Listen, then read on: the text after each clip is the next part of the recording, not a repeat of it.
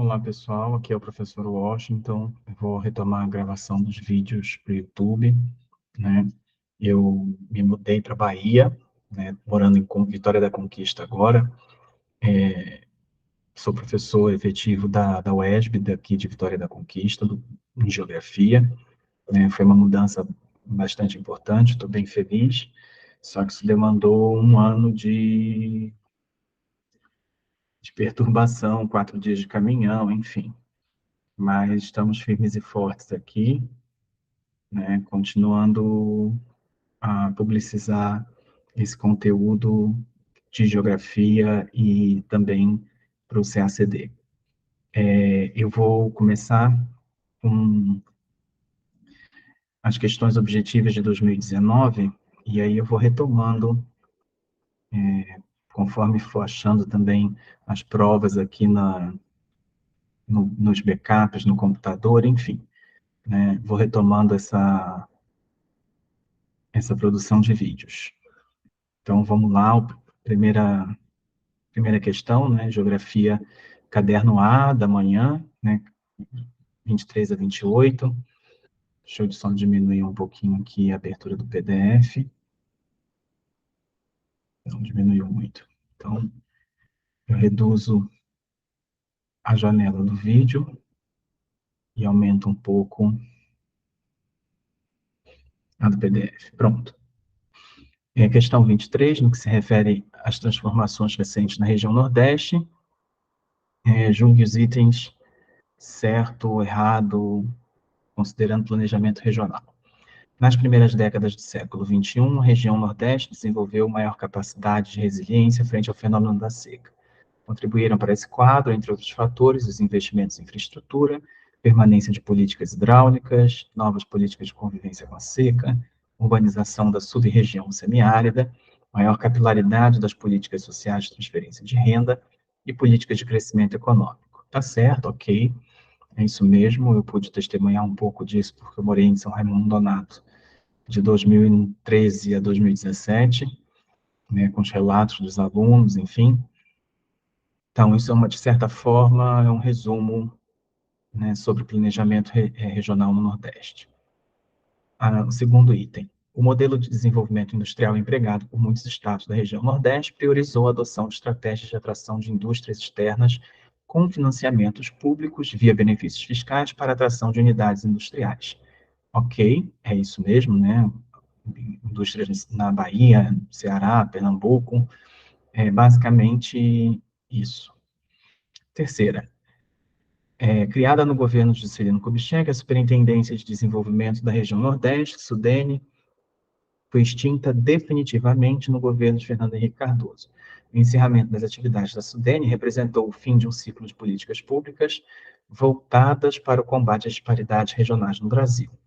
O erro é o definitivamente, porque ela realmente chegou a ser extinta, mas depois foi recriada pelos governos do PT. Então, esse definitivamente não procede, porque houve essa recriação. Então, esse é o erro. Sempre cai alguma coisa de Sudene, incrível. Os focos dinâmicos da agricultura moderna no sertão nordestino estão diretamente associados à construção de perímetros públicos irrigados, tais como de Nilo Coelho, Curaçá e Tabuleiro de Russas. Tá certo, né? Um pouco decoreba isso, né? Você precisaria, de certa forma, conhecer o estudo do Banco Mundial que trata dessa agricultura irrigada no sertão, né, um estudo, se não me engano, de 2015, né, e a prova é de 2019. Então, eu acho um pouco de anacronismo, mas, né, na dúvida, se for o caso, deixe em branco para evitar de perder ponto, né, mas se você já tiver conhecimento desses estudos do Banco Mundial, que podem ser úteis, né, acertaria, e dificilmente o erro está em alguma situação assim, né. Enfim, próxima questão. O agronegócio no Brasil é bastante dependente da comercialização de commodities em mercados internacionais. A respeito da balança comercial de produtos agropecuários entre Brasil e China, julgue os itens a seguir. A guerra comercial envolvendo China e Estados Unidos causou repercussões diretas no comércio bilateral de produtos agropecuários do Brasil com o país asiático. O efeito mais visível foi o aumento substancial da comercialização de grãos, soja, a partir de 2018. Ok, tá certo, né? porque situa, referencia, né, a relação da guerra comercial, enfim. Então, é isso mesmo, está certa a questão. O comércio bilateral entre Brasil e China envolvendo produtos agropecuários é bastante longevo, não obstante o aumento dos volumes e dos valores exportados, o patamar das exportações brasileiras manteve-se estável no século XXI, com variação entre 5% e 10% do total exportado para a China. Óbvio que isso está errado, porque não se manteve estável, coisíssima nenhuma, né? O crescimento foi considerável, tá? Então, esse é o erro. Nem precisa continuar a ler o resto. Tá? Não se manteve estável, porque o crescimento foi muito grande. Terceiro item. A China exerce um papel importante no comércio internacional de alimentos no mundo, ok? E é o quarto país no ranking de exportação, ok? No entanto, as trocas comerciais de produtos agropecuários com o Brasil ainda não apresentam valores significativos. Ok, também está certa essa questão. Tá? Embora seja um grande exportador de alimentos, não é necessariamente um grande exportador de alimentos para o Brasil. Para a gente, infelizmente, a gente importa bastante produto industrializado, enfim, né? Estamos num processo grave de desindustrialização, né, de retrocesso econômico já há décadas, sem alguma perspectiva clara de transformação. Não fazemos parte das cadeias globais de valor, né, salvo exceções, enfim. Quarto item. O escândalo da carne fraca não foi suficiente para abalar a liderança e o protagonismo do setor na balança comercial de produtos agropecuários entre Brasil e China. Não precisa nem continuar, porque o erro está aqui. Liderança e protagonismo não é da carne, é da soja e do minério de ferro. Então, essa questão está errada por isso. Próxima questão. Mapinha da rede urbana do Brasil, de 2007, né? Eu não sei por que não colocaram o estudo de 2018, que foi publicado em 2019, né? Teria que ver a data dessa publicação, enfim. Mas, prosseguindo, primeiro item, São Paulo e Rio de Janeiro, maiores centros urbanos e principais centros financeiros e empresariais do Brasil e da América do Sul, são denominados metrópoles internacionais ou cidades mundiais pela respectiva influência sobre a vasta extensão do território brasileiro e sul-americano. Né, isso só marca certo quem compartilha dessa ilusão, né, de liderança do Brasil, ou de grande importância do Brasil no mundo. Infelizmente, isso não é bem assim, né? Principalmente em relação ao Rio de Janeiro, que é uma cidade decadente, né? Sou carioca, então não é nada, não é bairrismo, mas, né, se a gente for ver, inclusive, a evolução do REGIC, o Rio de Janeiro perdeu relevância, perdeu mais influência no território nacional, porque Vitória se constitui como uma metrópole nacional, segundo o último estudo. Então, isso mostra uma perda de escala de influência do Rio de Janeiro. Né? São Paulo tem um, uma importância maior, né, na influência sul-americana, né, tem um peso considerável, né, na lógica das cidades globais, mas não é isso tudo, né? Está longe de chegar a Londres, Nova York ou Tóquio. Item 2. As cidades são economias abertas em que as estruturas produtivas têm ampla mobilidade e capacidade de transformação. A rede urbana brasileira apresenta um conjunto expressivo de cidades de porte médio que desempenham papéis importantes na dinâmica atual do território brasileiro. Tá ok, né? Não tem nenhum erro, é isso mesmo. 3. Brasília, pela própria função de capital da República, detém papel importante na gestão federal e na articulação entre as regiões brasileiras, sendo considerada uma metrópole de influência nacional. Tá certo, é isso mesmo, né? 25. Item 3 da prova A, tá certo. Né? São Paulo é a grande metrópole nacional, Brasília e Rio de Janeiro são as metrópoles nacionais. A ocupação rarefeita da Amazônia brasileira apresenta urbanização limitada a duas grandes cidades médias, Belém e Manaus, e uma rede dispersa de pequenas cidades de influência apenas local. Isso está errado, porque desconsidera a hierarquia intermediária entre essas cidades, né? Nem Belém, tampouco Manaus, são cidades médias, né? Grandes cidades médias, são cidades grandes, e, e há cidades que exercem essa hierarquia intermediária na Amazônia, né? Santarém, enfim, foi a primeira que me lembro, que me veio à mente agora. O Amazonas também tem, enfim. Então, não são simplesmente duas grandes cidades, que não são médias, são grandes, é, como sem qualquer tipo de intermediação entre elas, só com cidades pequenas e isoladas, não procede. 26, cadê? O Brasil apresenta, no ano de 2019, uma população total de aproximadamente 210 milhões de habitantes. 84% da população vive em espaços urbanos. Julgue os itens certo ou errado a seguir. As questões relacionadas à mobilidade urbana têm afetado de forma negativa a gestão e a capacidade competitiva das metrópoles brasileiras. A distância significativa entre bairros residenciais e as áreas centrais, concentradoras da oferta de postos de trabalho, tem gerado perdas de tempo e de recursos que afetam grande parte da população nessas metrópoles. É isso mesmo, né? Qualquer realidade, é a realidade de qualquer grande cidade no Brasil. O fator metropolitano ganha expressão na política pública brasileira na década de 1970, com a criação das primeiras regiões metropolitanas no ano de 1973. A partir da Constituição de 88, a criação das regiões metropolitanas passou do âmbito federal para a competência dos estados. Tá certo, foi isso mesmo, né? Talvez pudesse haver alguma dúvida em relação ao ano, né? Enfim, 73 ou 74, mas está certo. Não está errado, não. E depois de 88, isso passou a ser atribuição dos estados e criou uma aberração de alguns estados que são 100% metrópoles, mas isso é apenas para poder ter acesso a recursos públicos federais e não são, de fato, áreas metropolitanas, né? Se eu não me engano, Santa Catarina tem um estado 100% metropolitano, de acordo com essas leis, para poder absorver recursos da União. Roraima é outro estado também que tem boa parte em área metropolitana, né, já que acho que são poucos, se não me engano, são 8 municípios, uma coisa assim, é bem reduzido. E Paraíba, né, eu escrevi isso recentemente.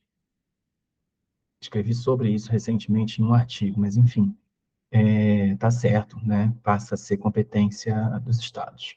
E isso cria aberrações para conseguir captar recursos públicos federais. Metrópole, 3. Metrópole pode ser definida conceitualmente como espaços urbanos complexos e de grande extensão territorial e demográfica, acima de 1 milhão de habitantes e com diversos municípios de diferentes tipologias, tamanhos e níveis de integração, o que define o caráter metropolitano dessas aglomerações. Ok. Uhum. Um pouco tautológico, mas tá ok, não tá errada, não. A4. As metrópoles brasileiras, em geral, têm apresentado um quadro de esvaziamento demográfico. Está errado. Tá? Não tem esvaziamento demográfico.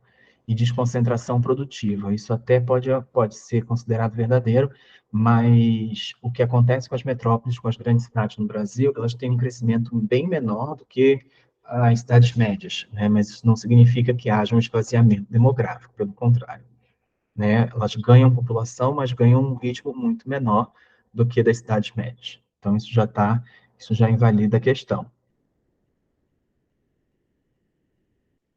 A próxima questão é a 27. O terreno em que vivemos sempre nos moldou. Ele mudou as guerras, tarará. Aí vai falar sobre, com base nas relações entre geografia e política, julgue certo e errado os itens a seguir. Né? Então, uma questãozinha de geopolítica básica. Primeiro item, a atual fronteira sino-indiana é exemplo da falta de predominância de elementos naturais que dificultam o avanço de grandes colunas militares pelo território. Não precisa nem continuar lendo, né? Se você sabe qual é a fronteira entre China e Índia, você sabe que estão os Himalaias ali, então não é possível, né, a falta de predominância dos elementos naturais. Está errado. A Rússia, maior país do mundo, é aproximadamente 2 vezes maior que os Estados Unidos da América ou a China e 5 vezes maior que a Índia. Né? Ok. 17 milhões, 2 vezes que China e Estados Unidos, ok. 5 vezes mais, porque a China, a Índia tem mais ou menos 2 ou 3, né? 15 por aí, 5, tá ok. Estendendo-se por cerca de 170 graus de longitude, possui ampla fronteira terrestre com países europeus e asiáticos, bem como fronteiras marítimas com o Japão e os Estados Unidos. A profundidade territorial russa, que dificultaria ataques de potências marítimas, aliada à existência de recursos naturais e energéticos e de um relevo predominantemente plano, inspiraram Ralph Mackinder a formular a teoria da área pivô. Ok, é isso mesmo. Os Estados Unidos consolidaram a respectiva massa territorial ao longo do século XIX e desenvolveram, durante o século seguinte, um poderio naval bioceânico, apoiado em bases navais e militares em ilhas do Atlântico e do Pacífico. Ok. O desenvolvimento de uma marinha de águas azuis estadunidense, inspirada pela teoria de Mahan, teve como meta impedir eventuais invasões, sobretudo pela costa do Pacífico, região relativamente carente de barreiras físicas de porte. Está errado, porque tem as montanhas rochosas, né? Então, é uma considerável barreira física. Então, não pode, essa questão está errada. As fronteiras modernas da China, com base em uma coerência geográfica, relevo e hidrografia, garantem ao país pressupostos defensivos e comerciais eficazes.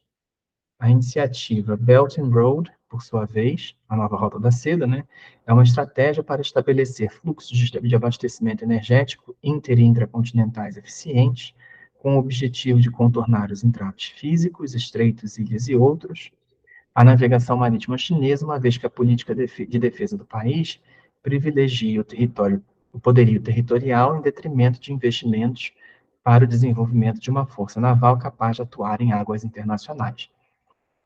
Tá errado, porque a China tenta tomar o controle do Mar da China Meridional, né, as Ilhas Spratly, Paracel, Estreito de Taiwan, enfim.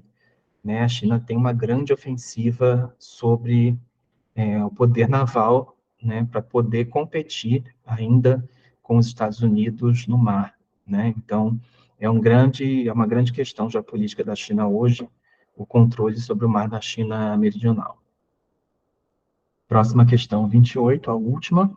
A radical transformação ocorrida no padrão demográfico constitui uma das mais importantes modificações estruturais verificadas na sociedade brasileira, com reduções na taxa de crescimento populacional e alterações na estrutura etária, o que implicou no crescimento, é triste, né? O que implicou o crescimento mais lento do número de crianças e adolescentes, paralelamente ao aumento da população em idade ativa e da população idosa. Ok. Então, primeira questão, a fase atual de transição demográfica, também chamada de novo padrão demográfico brasileiro, é o resultado de intensas mudanças na dinâmica populacional, sobretudo no padrão reprodutivo da mulher brasileira, ok, que tem menos filhos, né? Mais especificamente nos baixos níveis de fecundidade, que deve ser visto como um fenômeno que ultrapassa o campo de interesse apenas demográfico e tem impactos econômicos nas políticas públicas. Tá correto, né? Menos, e afeta, por exemplo, vaga em educação básica, enfim, idade de aposentadoria, enfim. Nesse sentido, nas últimas décadas, o que vem sendo observado é um gradual decréscimo na taxa de crescimento da população brasileira. Tá ok. Né? Essa taxa cai com mais efetividade no Sudeste, no Sul, né? Em menos proporção no Norte e no Nordeste. Mas, no modo geral, da população brasileira, ainda há um decréscimo de fato da taxa. 2. As grandes transformações no padrão demográfico brasileiro começaram a ocorrer a partir da década de 20, quando se nota um acelerado declínio dos níveis gerais de mortalidade, não acompanhado por um concomitante declínio da natalidade. Cabe mencionar, entre as causas que levaram a rápida redução da mortalidade, o impulso dado ao sistema de saúde pública, previdência social, a infraestrutura urbana e a regulamentação do trabalho nas principais regiões do país a partir daquela década, bem como os avanços da indústria farmacêutica. Não, isso não procede porque é um anacronismo, né? O erro dessa questão é anacronismo, não foi na década de 20, foi depois. Foi nas décadas de 30 e 40, né? Um mais na década de 30, outro mais na década de 40, mas enfim, não foi na década de 20. Então está errada. É um erro de anacronismo, que geralmente acontece com frequência em várias questões. Ao final dos anos 60, e principalmente durante a década de 70, as transformações em curso na sociedade brasileira levaram a importantes alterações no comportamento reprodutivo. Ok? Entre essas transformações na sociedade, destacam-se os fortes deslocamentos migratórios do campo para a cidade, levando à intensificação e diversificação da urbanização, os avanços do processo de assalariamento da economia, com o engajamento crescente da mulher no mercado de trabalho urbano, e a disseminação de um modelo econômico voltado para o consumo de bens duráveis, em íntima associação com a generalização das relações de mercado e elevação dos custos de reprodução familiar e social. Ok, né? Tá certo, é isso. É isso. Não tem nenhum erro. 4. Até o final da década de 70, a estrutura etária da população brasileira era sobretudo jovem. A tendência de estreitamento da base da pirâmide etária nas próximas décadas sugere que a participação do grupo de crianças e adolescentes de 0 a 14 anos de idade, que se manteve estável na população, no total da população entre 40 e 70, iniciou a partir de então o processo de declínio. Mentira, está errado. Né? Não esteve estável entre 40 e 70, e a participação do grupo de crianças aumenta, né, de 0 a 14, porque é o período de grande natalidade, ainda de grande crescimento populacional. Então, a questão está errada. É isso, né? Eu vou, em breve, gravar o TPS subsequente, né? 2020, 2021. Então, até lá, boa noite aqui, né? Um abraço, até mais.